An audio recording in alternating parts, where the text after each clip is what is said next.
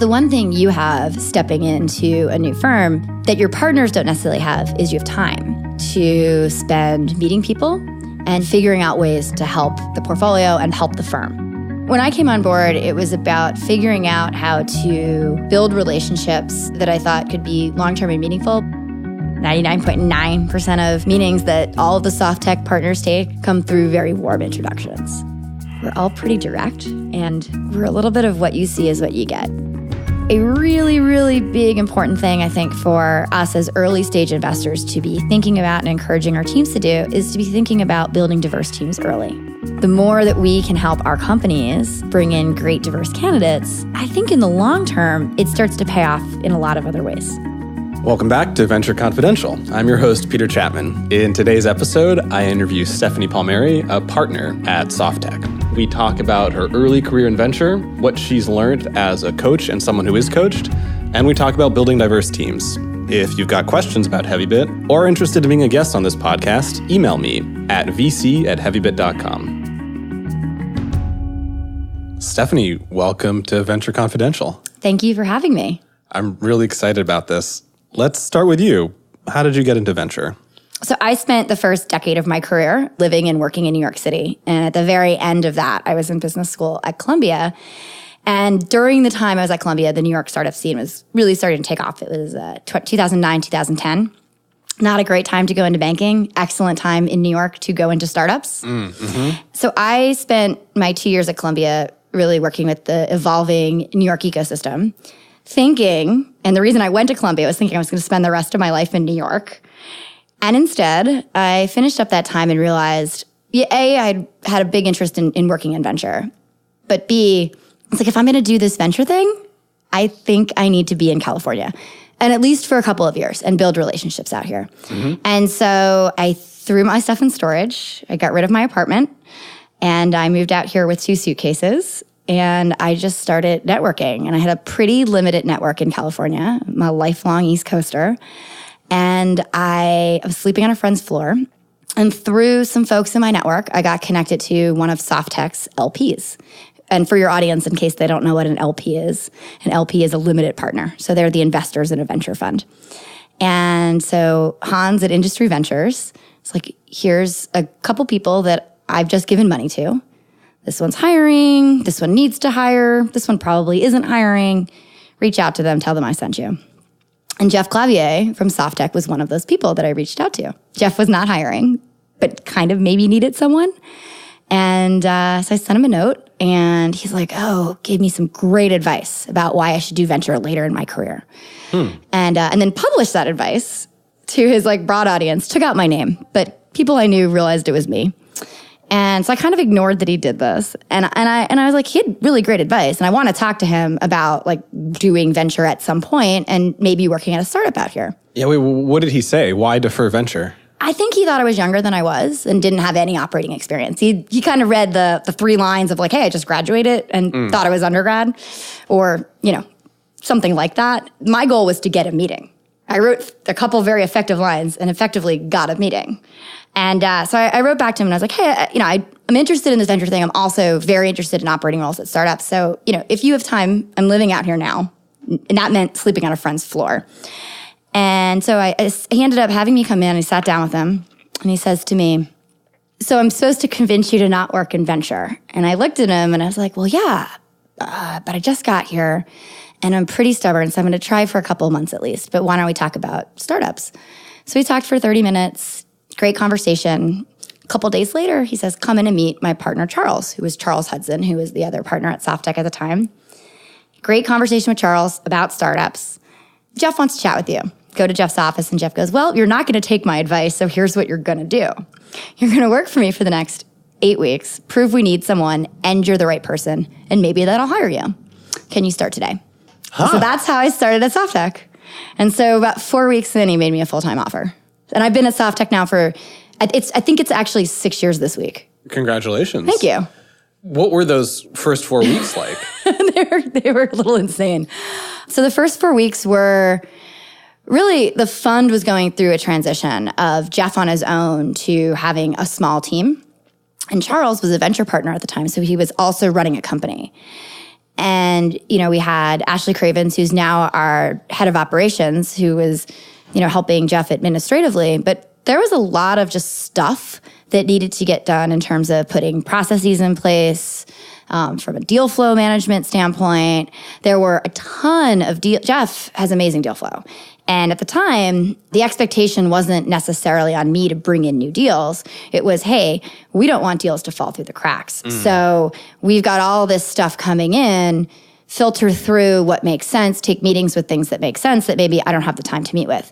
And so if I think about it at the time, I used the time to try to very quickly get up to speed on what the SoftTech portfolio was, which at the time was probably 65 or 70 deals that Jeff had done on his own. So, you're looking through, you're trying to figure out what are the ones that are interesting? What are the ones that maybe I'm going to help support for the next couple of months? What are the newest companies that have come on board? Just so I would at least know what the portfolio was. But then also a lot of this internal kind of systems and process. And then over time, I started, gradually building out my network and bringing more and more deals to the table as well. But yeah, it was a lot of just helping a firm get off the ground and running. Sure. So what was the SoftTech portfolio? Where does SoftTech play? A little bit of everything. We're a generalist fund. We're a seed stage fund. So SoftTech focuses on early stage opportunities. Today, we're generally, I would say, the largest or the second largest check in a Series Seed deal. We're typically working with companies that are raising anywhere from $1.5 to maybe $3 million. So they may have raised a couple $100,000 before getting to us, what we would call a pre-seed these days. And then we're coming in either as a lead or co-lead or another, a large check in the round. And the types of companies, it's a combination of what I would consider to be consumer services, so monetizable consumer, marketplaces, which could be consumer or B2B, a lot of SaaS and enterprise. And then we do a lot of hardware. So we have this part of the fund, roughly 20% of what we invest in per fund is what we call new areas. And we've had this for a long time. It's a really good way to enable us to experiment with things that could become their own categories. So in 2011, when I invested in ClassDojo was a new areas company because it was an education technology company, and we had never done anything in edtech before. In 2008, when Jeff invested in Fitbit was a new areas company. We had never done any hardware before. Well, now, if you fast forward 2017, we have a number of ed tech companies, and some of them are consumer, some of them are, SaaS. So education is an industry that we look at. Hardware is now its own category, and I'd say roughly 15 to 20% of our latest fund is hardware investments. So a lot of times it's a way for us to explore what we think are going to be either frontier technologies or even, frontier industries that we haven't gotten familiar with. It's a chance for us to get to know a space through doing a deal and to test out a thesis. And sometimes that thesis really works out. What led to that initial investment in ClassDojo? Well, some of it was proximity, which is kind of cool. At the time, SoftTech's office was in Palo Alto on Page Mill Road. And right down the hall from us was this thing called Imagine K-12, which was run by Jeff Ralston and Tim Brady. And it was the kind of Y Combinator offshoot for education technology startups. And ClassDojo was one of the, I'm guessing, 6 or 10 companies in the very first batch. And so they were close. They were right down the hall. That's not why we did the investment, but we got a chance to meet the company really early on and get a first look at some of the companies in that batch. And one thing that stood out to us about that team was, even though the founders were young, they actually had some really unique experiences within education, and they had a really teacher-centric approach to what they were building. And so Sam had spent some time teaching. Liam had also taught in a different capacity. Sam had worked at McKinsey in the education space. And so they were bringing these interesting insights, spent a lot of time with teachers in the classroom, and were really focused on bringing some level of utility to teachers that could make their lives better. And I mean, the company has massively evolved from that early point. But, we got a chance to meet them that very first year when they launched, probably a month into them launching. Cool. Yeah. I get the impression that you're now one of the education experts at SoftTech. Is that fair? Yeah. I mean, of the three of us in the team, for sure. But no, I mean, I am, while I'm not exclusively focused on doing ed tech deals, for a non-ed tech focused fund, We do a lot of education technology, and I would say we have a really solid portfolio in the ed tech world. Probably the 3 relevant names to mention of the ClassDojo, Clever, if you know Clever, and Panorama Education in Boston is another great one. And you don't come from education yourself. So what are some things you've learned along the way? What makes for a successful education company? I think you have to know who your user is and the channel you want to go in. With ClassDojo, I think one of the things that Sam and Liam have done really well is understanding how to leverage providing really simple core value to teachers in the classroom to spread through word of mouth. They spent zero on marketing to students and then to parents. And they understand that interesting dynamic and relationship around a child and how there's different constituents, the parent and the teacher. And they've been able to really evolve their offering and their product from taking it just something used within the classroom to something being used between the classroom and the home, and to now something being used at the home itself. So I think, here it's a consumer product with an entry point through schools. Something like Clever really understood where to attack the value chain within education apps in general coming into schools and how to capture value there. So taking a step back, one thesis that I bought into with Clever is that you're going to have more and more technology being utilized in classrooms. It doesn't necessarily mean that every single education tech app is going to be $1 billion company. There may be tons of great products to learn math for third graders out there. What they need is distribution. And one thing that Clever does is they help provide easy distribution and utilization in the classroom. Sorry, let's take one more step back. Yeah. What is Clever? So Clever is, think of it as a way to pull information from these really clunky student information systems that schools have, and there's tons of them out there, and make it very easy for teachers and students to do single sign-on in the classroom, but also kind of be that kind of control dashboard for using apps in the classroom. Cool. And so they provide really great utility throughout the education tech ecosystem, both to the schools, in the classroom, to the administration, as well as to the actual ed tech companies. So it's really understanding where you're capturing value within that chain. Awesome. Yeah. I want to come back to the Stephanie Palmieri story. Okay. So you graduate from Columbia, you move to San Francisco, you're crashing on a couch, networking furiously, you get this 8-week stint at SoftTech, you get hired, and over the next 6 years, you get promoted a couple of times, and now you're a partner. Tell me a little bit about that journey. I mean, it's been pretty crazy. In fact, I'm shocked sitting here telling you it's been 6 years, I think, this week. When I think about it, the times in some ways just flown by. When I came on board, it was about figuring out how to build relationships that I thought could be long-term and meaningful, but by providing help and value. And I think, I give this advice when I meet new associates in venture, which is the one thing you have stepping into a new firm that your partners don't necessarily have is you have time. You don't have a load of boards. You don't have a legacy portfolio that you're sitting on.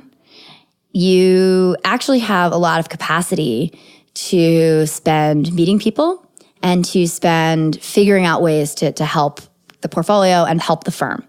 And so, if I think about the first couple of years at SoftTech, as I was building up my own portfolio, starting to take my own board seats, I was able to provide leverage to the firm, specifically to Jeff. So I got to, take over some deals. But in addition to that, I got to build relationships with some of SoftTech's founders because I was able to kind of go to the office and spend time playing around with products and give a lot of feedback. And I still do that today, but I didn't have the same amount of time. And so that was really, I think, a big thing that I think for a lot of new associates, sometimes it's focusing on how do you build sure you need to build your deal flow and top of funnel and build a brand for yourself. But one thing that I found is my best advocates are the founders that I've worked with. And so making sure I've built really strong relationships with those founders, they can specifically speak to things that I've helped them do. That's really valuable as you're growing your brand, not just within a firm, but within the ecosystem. What are some of the ways that you provided help as an associate? Well, so we were very early investors in Poshmark, which is a huge company today. Are you familiar with Poshmark? Tell me about Poshmark. Okay, you're probably not a Poshmark customer. Poshmark is a peer-to-peer marketplace, mobile first, for fashion. It started with women's fashion, and now it has kids and men's. But at the time, when I got involved with Poshmark, it was pre-launch, and I was one of the first 100 users. So I would go to these Posh parties where we'd sit in the Poshmark office in Menlo Park, and the 5 or 6 of us in the room would be listing items out of our closets. And we had our early users that we knew. And, we would be adding items in this hour that the party was going on the mobile app. And then suddenly, someone you didn't know would buy. And it was awesome, right? So I got to be part of experiences like that, where I was able to provide product feedback, where I was able to just, again, spend time that maybe I wouldn't have been able to do if I had the load of boards that a senior partner would have. Sure. How have your relationships with startups changed as you've gotten busier? How do you maintain that sort of intimacy? It's still my top priority. Cool. And I think that's really important. When people ask how I split my time, I usually say it's a third, a third, a third. A third of my time is spent on new deals. A third of my time is spent on portfolio companies, and a third of my time is spent on everything else. That's stuff like this, doing podcasts. I go back to Columbia and I guest lecture a couple courses a year, all that kind of stuff. General networking, conferences. The first thing you cut out is all that stuff, right? You've got some really big, meaty things you're tackling with a company, that stuff gets pushed to the wayside. Certainly, maybe take fewer pitch meetings because you're focused more on the existing companies that you're working with. So I think my time ebbs and flows in terms of how much I spend on each bucket. But at the end of the day, the bucket that I prioritize is that bucket of portfolio companies, because ultimately that's where my investment dollars are. And my responsibility is to be a good steward of the capital for the firm, but also to be, a good resource for those companies. Time management is something that comes up really consistently in this room. Lots of VCs struggle with it, are thinking about it all the time, have wacky systems for monitoring their own time. Any learnings that you can share for staying sane? Oh, I wish I had a great time management trick, but I frankly think I'm pretty bad at it myself. I'll tell you something that I've been working on lately, which is, again, this goes back to, when I was starting out, you could take a lot of meetings because you had the time. And now I have to be more and more careful with how I spend my time. And so I've actually I pull all of my appointments into a spreadsheet, and I go through at the end of the week and I rate how valuable that meeting was and if it was a good use of time or not, and whether it was a meeting I chose to take or a meeting someone else asked that I take. Did I have to take the meeting or not? Should I have taken the meeting or not? And I try to assign a rank. And the thing I'm trying to do in that is to go back and say, am I spending my time in places that were valuable? And, it's arbitrary. What is a valuable use of my time? It could be, in some cases, it could be a giving back, meeting. And it feels good to do that and to help someone who's new in the industry, or, a woman who's trying to land in venture, and how do I try to help her? I am attempting to do this in a way to say, hey, spending the time I have as valuable as I can. Cool. Yeah. Have you noticed any traps? That's a loaded question. Let's see. Or maybe, what has this spreadsheet caused you to change? It's making me pause before just blanketly saying yes to a meeting. And it's made me be a lot more conscientious of when I take time to meet with an entrepreneur versus taking a meeting that I don't think will lead to investment. And you have to be careful because it's really easy to pass on an idea and then down the road say, hey, air, bed, and breakfast. What's that, right? So it's important to make sure that you're not passing without good reason, but you can't take every opportunity that hits your plate. And so for me, it's helping me further refine my filter. I've gotten pretty good at refining my filter in terms of which pitch meetings to take, but I think it's helping me get to the next level in terms of, hey, should I have really spent an hour with that company, or was 30 minutes actually the right amount to take that first meeting? I'm wondering how you do this filtering. So, I should probably explain that the vast majority, 99.9% of meetings that all of the soft tech partners take come through very warm introductions. Sure. So I don't believe we've ever invested in a company that's come in completely cold. Now, So I shouldn't just email SoftTech saying, should definitely not just email SoftTech. It's a really bad way to get the attention of the partners. Now, that doesn't mean that we don't meet companies through accelerator programs and things like that, but they're still coming through some sort of trusted network. So, we look to the source of the referral. And this is the thing that I spend a lot of time on with my portfolio companies as they go out to raise capital too, which is figuring out who's the right intro into a firm.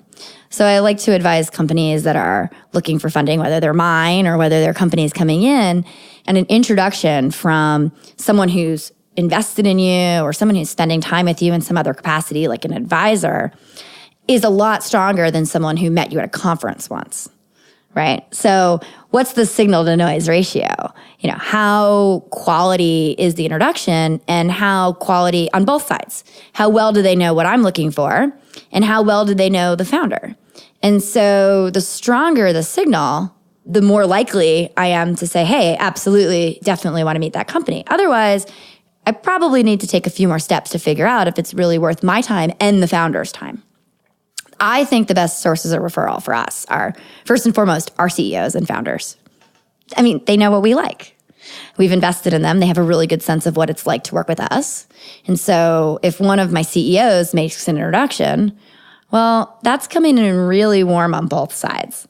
One of the deals I did last year was a referral from a CEO that I've worked with for the last 5 years. So I think that was a really good mutual fit. And, in both cases, we both kind of knew what we were getting into starting to work with one another because we had this trusted connection between. I also get a lot of interesting referrals through founders who we've passed on. Huh. Yeah. I mean, founders know good founders. And sometimes you pass on a deal because, the timing's off, or it could be competitive with something in the portfolio. There's a whole host of factors. But if you treat a founder fairly and they feel like they had a good experience and they got to know your firm and they know another founder who could benefit from getting to know the firm, it sort of works out for everybody. So over the years, we've invested in quite a few companies that have come through people we've passed on. Awesome. Yeah. You said your CEOs know what you like. They sort of know the SoftTech brand. How would you describe that SoftTech sweet spot? I think that if you know myself and if you know my partners, Jeff and Andy, we're all pretty direct. And we're a little bit of what you see is what you get. We don't sugarcoat things. We aren't afraid to have tough conversations. We also step up when we need to step up and roll up our sleeves and help out. And so a lot of that brand, I think, is carried through in the relationships we build with our CEOs. If you come to a SoftTech Founder Summit or one of our founder networking events, you'll find there's always really good wine flowing. And, we have a lot of great conversations over meals and over good wine. And it's very much a kind of family-like atmosphere from that perspective. It's, sometimes your family gives you some tough love, and they're also the ones to pick you up when you skin your knee. And so I think that's a lot about what it's like to be part of the SoftTech family and brand. Cool. So SoftTech likes to get in on the seed round of a company. Do you re-up? Yes, that's a really important question that I think founders don't always understand how this works. So SoftTech invests, we try to own 7 to 10% when we make our first investment. So that's probably a check in the range of $500,000 to $1 million, maybe even a little bit more. And then we reserve roughly 60% of the fund for follow-on investments. And that is with the intent of investing in the Series A and the Series B. It's not a given that we're going to invest in the A or the B, but majority of the time, if a company is successful getting to raise a Series A, well, we're going to want to maintain our ownership, maybe even buy more. And so our entire fund model is predicated off of backing up more and more dollars into companies. And eventually we know we'll start to dilute over a certain period of time. But in the A and the B, we're going to be really supportive partners. But I think I should mention, we never lead Series A deals. And that's a really important distinction. And I think you'll find that amongst micro VC firms, which is kind of the class of seed investor we would consider ourselves. We would be competing with the hand that feeds us. We don't want to compete with our friends at Series A. We want our friends at Series A to come in and participate in our deals and lead our deals. And so if I'm leading a Series A, well, what kind of signal does that send to the market about this company or any of my other companies? So we're really, really conscientious to only invest at seed. Say that one more time. Why would leading a Series A send a bad signal to the market? Well, it might mean that I am picking the best companies and I'm putting more money behind the best companies, which means I'm not showing the market my best deals. It also could mean that that company is really struggling and nobody was able to put more money into them. And so we're leading the Series A because the market wouldn't want to put money in. So either way, it's really, really important that we maintain our focus on seed and we enable the next round of funders to come in. The other thing too is we're seed stage investors. We really focus on getting companies from zero to something. And we look to later stage investors to come in and help accelerate their growth. And so it is about knowing where your strengths are and knowing where you help a company best. It doesn't mean we step away from our involvement in the company. I'm still a board observer at ClassDojo, at Poshmark, and a number of companies that have continued to go on to raise multiple successful rounds of funding. But, there's a lot of other great people around the table too. How does your relationship with founders change as companies move down the fundraising funnel? You go from being the lead and the board member to maybe being more of an advisor and a coach and maybe even a friend. And so you're still an investor in the company, but from a cap table standpoint, you're more aligned with the founders as they raise more and more money, and they take more dilution. And you have a history of knowing what it's like to work with these people, and they have a history of knowing what it's like to work with you. And one of the things I really enjoy the most is being a trusted guide as founders are figuring out what steps they're going to take at the later stage. So we're somebody who knows what it was like in those early days when you were trying to get people to download your app and get it started, as opposed to coming on board when you were, achieved a certain level of success. Tell me about yourself as a coach. So it's a little bit of tough love. It's about being genuine and honest with someone. And it's also about providing really constructive feedback as well. So it's not about right and wrong. There's a lot of different ways to do things. And I think at the end of the day, each founder needs to figure out their own unique approach. My style and approach and how I might pitch a company or how I might manage executives might be different from a founder's. It's not my job to tell them how to do that, but it is my job to help them identify some of their own patterns and trends and to help them work through that. One of the advantages to being a VC, for better or worse, is you start to develop this pattern recognition. I mean, that's something we all talk about. A lot of times my founders will ask me, I get this question all the time, what are the things that I can avoid as a new founder? What's the thing you see all of us make this mistake? And I always laugh because I think one of the things that I see quite often is the first person that you really need to fire from your team, you will hold on to that person way, way longer. And it doesn't matter who tells you you need to get rid of them. It's not until you get rid of that individual that you will suddenly realize how much you needed to make that change and how much better you feel after that change is done. And that's a really hard thing for me to tell you and for you to understand until you've done it. So I tell them all this. 9 times out of 10, the same, that plays out. But at some point in time, the lesson comes back and it's like, oh yeah, that was actually something. So as someone who recognizes patterns, you can share these patterns, but a lot of these lessons have to be learned. One thing I also tell my founders is there are certain things that I'm an quote unquote expert in, and there's certain things you're an expert in. You're an expert in your business. You know your market better than I do. You know your customers better than I do. You know your employees better than I do. And I'm not going to pretend that I know them better than you. I'm an expert in venture. I see way more deals than you see. I know how deals are put together. I meet way more investors than you meet. At any given time, SoftTech may have 1 to 10 companies out raising on the broader market. I look at hundreds of deals a year. And so when I have perspective that comes from deal making and that comes from an investor's perspective, like that's where I'm the expert. And so as I've evolved in my career and I've become more of an expert in venture, I'm able to talk to a lot more aspects of deal making, a lot more aspects of things like M&A. And those are areas where founders get to see that movie once, maybe twice, but VCs see that movie every day. Cool. Do you yourself have a coach? I do. I do work with a coach. Oh, cool. Yeah, Can I do you tell work us with a about coach. that? It's something that I'm really happy I've started doing relatively recently, but something I had looked into for a while.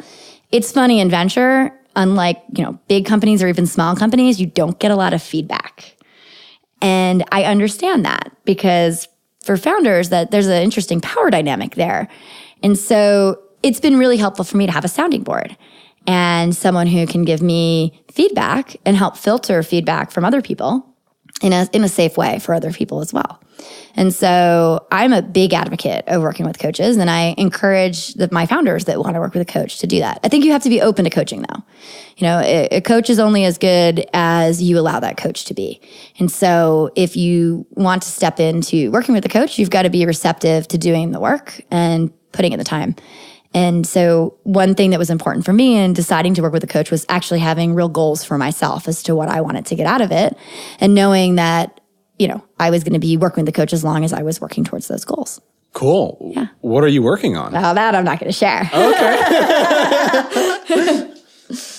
It's so refreshing to hear you say that you're getting coached. I think a lot of us have this image of partners as experts, and it's really helpful to realize that everyone in the game is trying to get better. Well, I think the point we were talking about earlier is the role of a VC, especially an early stage VC, and especially as the company evolves from you necessarily being a board member and to being more of an advisor, is really the role of a coach.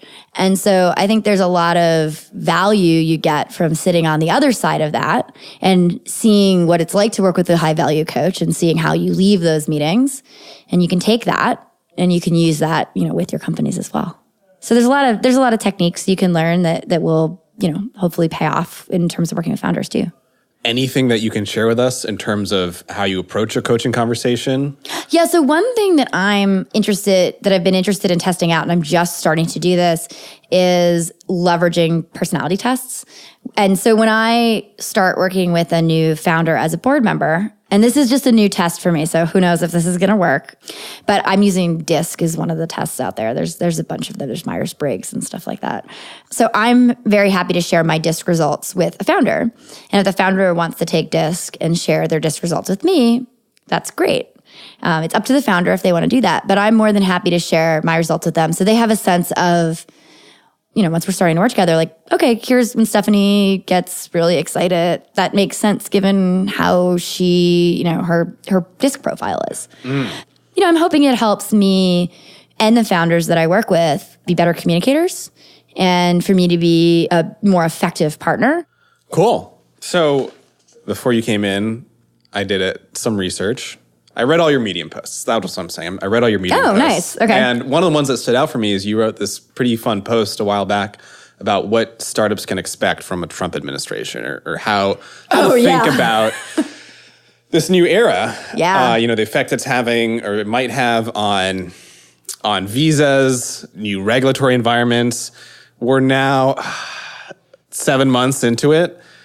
I'm laughing because you're wincing in a really big way.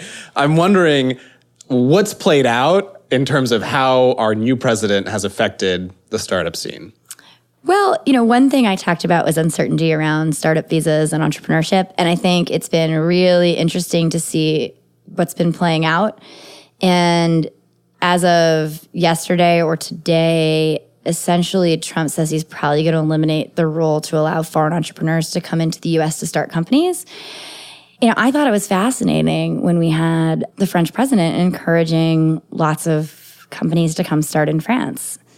And I think the scary part is we're going to potentially see more and more entrepreneurs realize that they're going to have more opportunities to start companies potentially in other places. And it's really sad for me. I'm an American citizen and I was born here in the United States, but both of my partners are actually foreign born.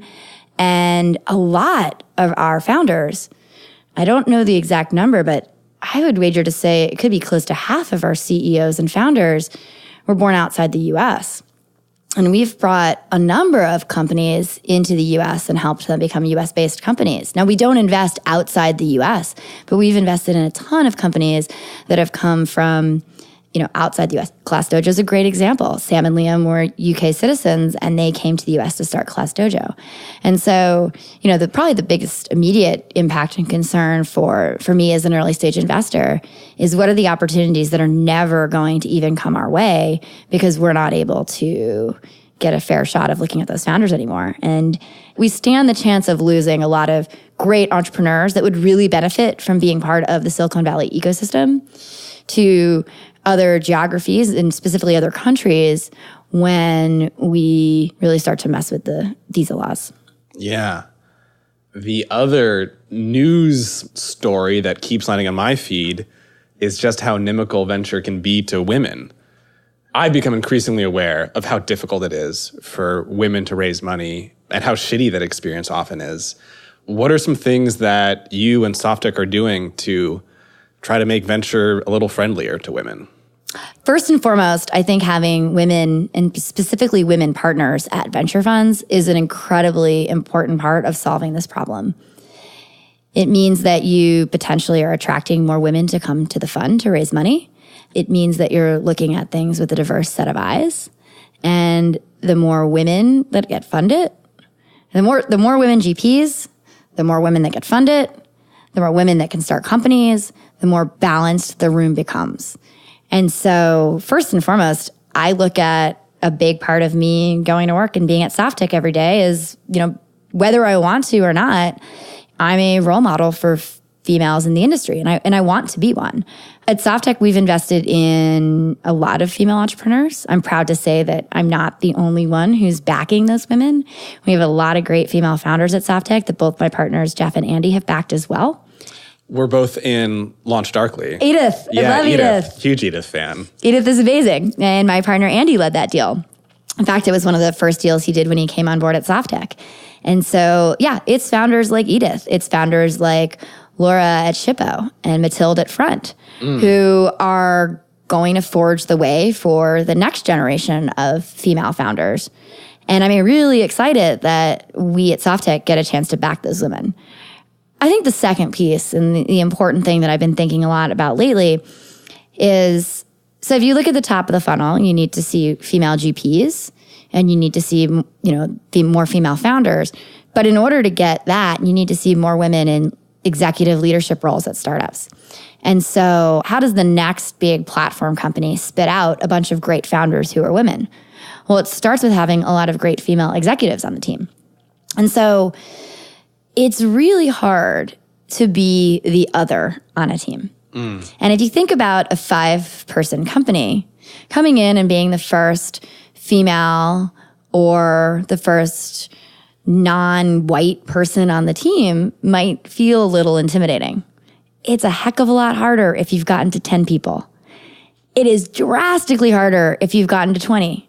And so a really, really big important thing, I think, for us as early stage investors to be thinking about and encouraging our teams to do is to be thinking about building diverse teams early, to be thinking about bringing diversity onto the tech team, to be thinking about bringing diversity onto the senior leadership team. And so, for every candidate that looks a little different from the existing candidates before, you start to open the door for more and more people. And so the more that we can help our companies bring in great diverse candidates, I think in the long term, it starts to pay off in a lot of other ways. I really love what you just said. You said that building a diverse executive team has cumulative benefits. If you do it early, it's much easier to keep doing it. If you don't do it early, you might get stuck. What are some things founders can do to start building a diverse team from the get-go? Yeah, one is to look at your own networks and recognize whether or not you have a diversity problem within your own networks. So first and foremost, it might actually be reaching out to people who are in your network who you just never thought to reach out about this stuff before. I think a lot of times we don't even realize we've got great resources. The people just maybe don't look like they fit the normal mold of the 3 or 5 people you go to first. So that's number one. Look within your network and understand, are there people that I could be tapping into? Number two, there's plenty of resources out there and organizations out there that are working to bring women and people of color into the industry. And so how can you get involved in one or two of those things in a meaningful way? It could be some sort of talent fair. It could be speaking on a panel. It could be hosting an event.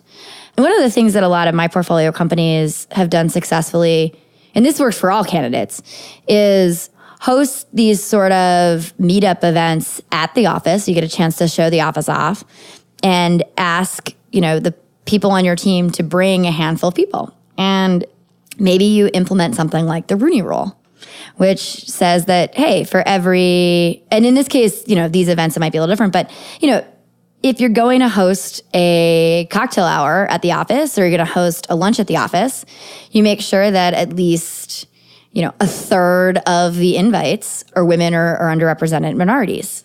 And so you kind of set a quota for yourself in terms of how many people need to attend that need to be a little bit outside of what the normal network is. And I think as you become more conscientious of, wow, we're not going out of our way to add people, it becomes a little bit more clear. And at first it may seem like a lot of work, but the reality is if you present a welcoming environment for people, again, if the assumption is my network looks like me and you bring someone in that doesn't look like you, well, their network might look like them. Anything else that founders should be aware of as they start to build a team, ways to keep the ball rolling? Good hiring practices or interviewing practices that you talk to founders about? Yeah, one thing, I had a great conversation with Brad Feld maybe 6 months ago that he pointed out to me in terms of bringing diversity onto his teams. And I thought it was a really good insight, which is to make sure that you have your diverse employees in the interview process. So, and to make sure that it's not just one, it's multiple. And so, again, you don't want people to feel like they're tokens and they're only in a process for that reason. And so it is about showing the diversity that you do have on your team to folks as you're bringing them into your pipeline and making sure that you're bringing that across in your process. And I think there's a lot of companies that maybe don't think to do that. Just because you've hired a diverse team doesn't mean that the folks coming in on your pipeline know that as well. Okay. I ask everyone the same closing question. Okay. What do you wish your younger self knew going into venture? I'm still learning to be patient. I wish I understood, especially at seed stage, just how patient you have to be. It takes a really long time to see things come to fruition. And it's a long game. And so I think if I was to give myself some advice 6 years ago, it would be to slow down just a little bit, worry a little bit less about how fast things come at you, and understand that it's a long game. Cool. How can our listeners find you? You can follow me on Twitter at Steph Palmieri. And the best way to reach me is to get an introduction through someone in my network. That's right. You can always look at our portfolio companies on our website and see if you know any of our founders. And my LinkedIn network is pretty extensive, and I try to keep my LinkedIn fairly up to date. So check me out on LinkedIn and see who I know. Thanks for listening to this episode of Venture Confidential. Venture Confidential is brought to you by HeavyBit. To learn more about HeavyBit, visit heavybit.com. And while you're there, check out our library, home to great educational talks by top investors, entrepreneurs, and other industry leaders.